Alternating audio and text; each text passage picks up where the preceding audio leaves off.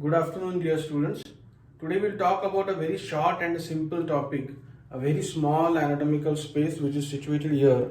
So this space we are going to talk of. This space is called as the anatomical snuff box. Okay. So why this is called as a snuff box? Because snuff box, is a small case, a small you can say a small case in which people used to take the snout and they used to smell that way. So it's a small space where you can do that. You can keep something here and you can take a snout and snuff it. So therefore it is called as anatomical snuff box. Now it's a very simple topic. Whenever you talk about any fossa, any box, any what can I say, cubital fossa, popliteal fossa, a triangle, you have 3-4 points which you have to write in. You have to write about boundaries, roof, floor, contents, and lastly the applied anatomy. Okay.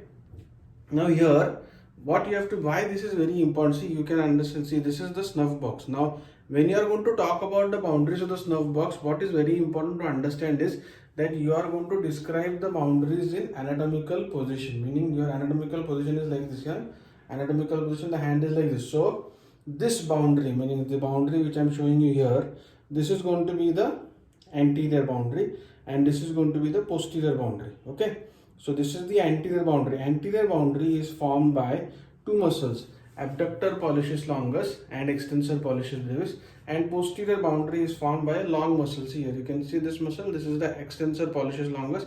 Here you have two muscles, abductor pollicis longus, extensor pollicis brevis, and this is extensor pollicis longus. So these are the two muscles which are going to form the boundaries of the anatomical snuff box. The floor of this is formed by a bone which is present here, the bone of the carpal bone, which is called scaphoid. So floor is formed by the scaphoid. Okay.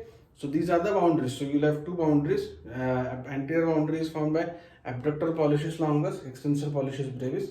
Posterior boundary is formed by extensor pollicis longus, and the floor is formed by the scaphoid. Simple enough. Okay. Roof, here you can see the roof is formed by skin and fascia, and a floor, already I told you, it is formed by the scaphoid bone. Now why this box is important? Because it has three very important contents. Okay.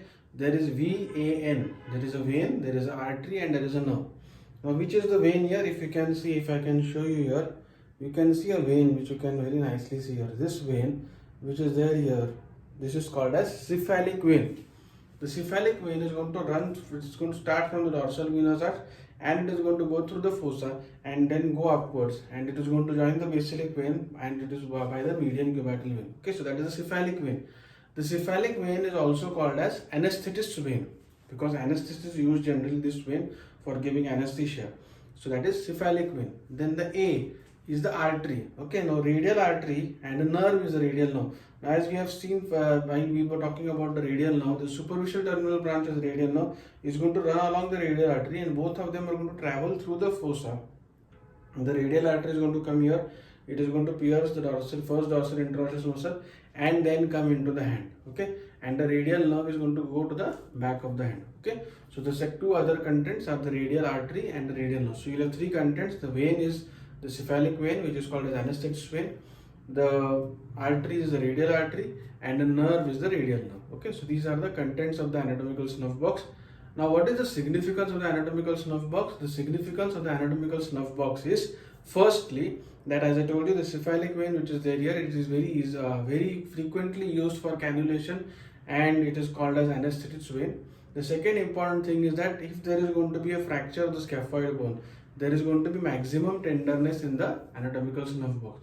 So fracture of a scaphoid can be suspected in a person who has a fall and he has maximum tenderness in the anatomical snuff box. Okay, so that is about a very short and simple topic. This topic is very beautiful, very short, simple, beautiful. Right, please listen to the video carefully. It's a very small 5-6 minutes video. So watch the full video, like the video, and kindly subscribe to my channel. Thank you.